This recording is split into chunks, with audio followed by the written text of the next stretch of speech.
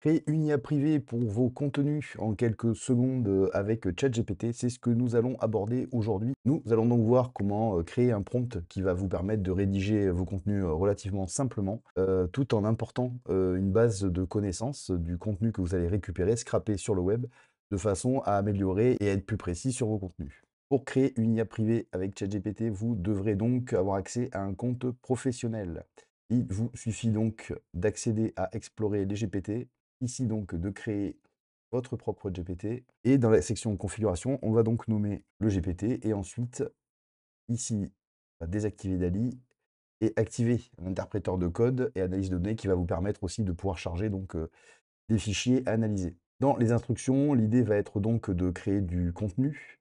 Là, pour ce faire, je vais donc, et je vous mettrai en description la possibilité de récupérer directement un prompt déjà fait, qui vous permet de structurer un contenu, assez qualitatif. Voilà, je vous laisserai donc le regarder tout en anglais, bien évidemment. Et on va passer donc aux bases de connaissances, ce qui nous intéresse le plus. Les bases de connaissances vont donc vous permettre, d'ajouter de la documentation de façon à traiter un meilleur contenu et donc de pouvoir sourcer, par exemple, le contenu que vous allez générer. Une méthode assez simple, donc évidemment, vous pouvez envoyer, tout un tas de fichiers PDF, texte, HTML, PHP et cetera pour ceux qui codent un petit peu, c'est assez pratique. Ici, l'idée, ça va être, tout simplement d'aller générer du contenu texte. Donc pour commencer, je vous conseillerais donc d'installer l'extension Chrome Text Downloader qui va vous permettre de convertir une page HTML, et d'extraire directement tout le texte. Vous pouvez donc aussi installer l'extension Save as PDF qui va vous permettre de récupérer une page tout simplement en PDF si, toutefois vous, comptez, extraire, au passage des images que vous pourriez avoir dans le contenu et cetera et cetera. Ici donc pour la démonstration, nous allons nous servir du texte. Ici, donc après avoir mis le prompt qui va vous permettre de mettre en forme un article, l'idée va être donc de charger la documentation.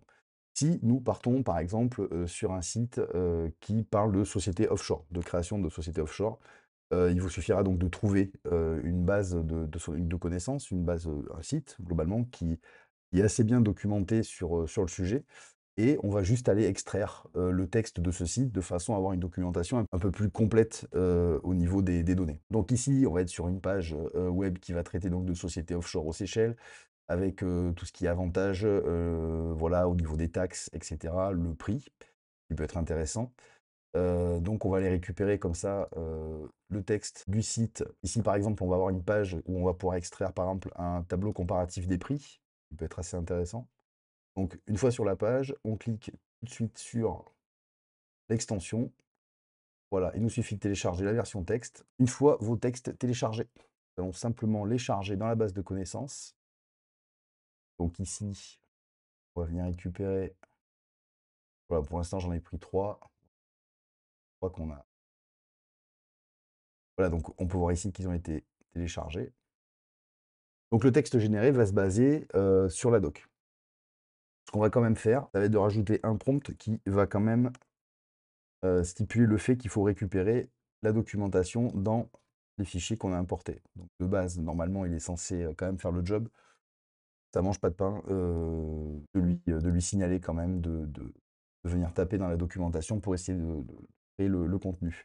Voilà, donc logiquement, le prompt de mise en forme est OK. Le contenu, bon, évidemment, vous pouvez charger beaucoup plus de contenu. Ici, pour l'exemple, j'en ai mis 3. Bien évidemment, on aurait pu en charger beaucoup plus. Pour tester, il nous suffit simplement de lui dire, où créer une société offshore. Ici, pour tester, voir si les gens arrivent à récupérer, voir si ça récupère pas mal de data. Donc on va essayer le texte généré.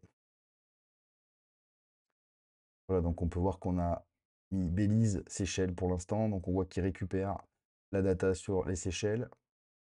On retrouve ici les prix, donc les prix qui vont correspondre, si on reprend les Seychelles qui vont être ici, donc on voit 660 €, 560 € en tout cas sur ce site-là, sur les frais annuels. Et donc si on reprend, voilà, 660 € ici, 560 € sur, les frais annuels. Ici, il va nous parler donc de Belize, là aussi, document qu'on a envoyé. Il va reprendre donc toutes les informations.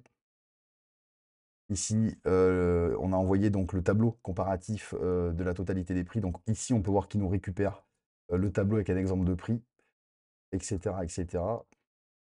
Donc, comme vous l'aurez compris, plus vous enverrez de documentation, plus ça vous permettra d'avoir un contenu beaucoup plus qualitatif, si vous partez, sur des sites un peu, on va dire, carrés, ça peut être sympa. Évidemment, si vous partez sur du PBN, nous vous conseillons bien évidemment d'installer Automatic AI qui vous permettra de gagner un temps considérable sur la création de vos contenus. Voilà, j'espère que ce petit tuto, relativement simple sur la création d'IA privée via ChatGPT vous pourra vous rendre service, par la suite. Donc un petit rappel, voilà, les extensions Chrome bien pratiques que vous pourrez retrouver donc en description. Le prompt aussi pour la mise en forme que vous retrouverez aussi, en description. Je vous mettrai aussi quelques liens peut-être sur la documentation pour savoir quel type de fichier vous pouvez exploiter. Voilà, donc PDF, TXT, HTML et cetera. Ça vous permet quand même de gagner pas mal de temps sur des créas un petit peu sympas. Bien évidemment, vous pouvez travailler un petit peu ces prompts, hein. L'idée, c'est pas de sortir définitivement un contenu directement, mais ça vous permet, quand même d'entraîner le modèle sur vos datas et puis de permettre, si vraiment vous avez un site un peu sympa et si vous avez le temps d'y bosser, bah, voilà, de pouvoir le gonfler en dataset, histoire d'avoir un meilleur contenu. Voilà, je vous dis à bientôt pour de prochaines aventures. Salut!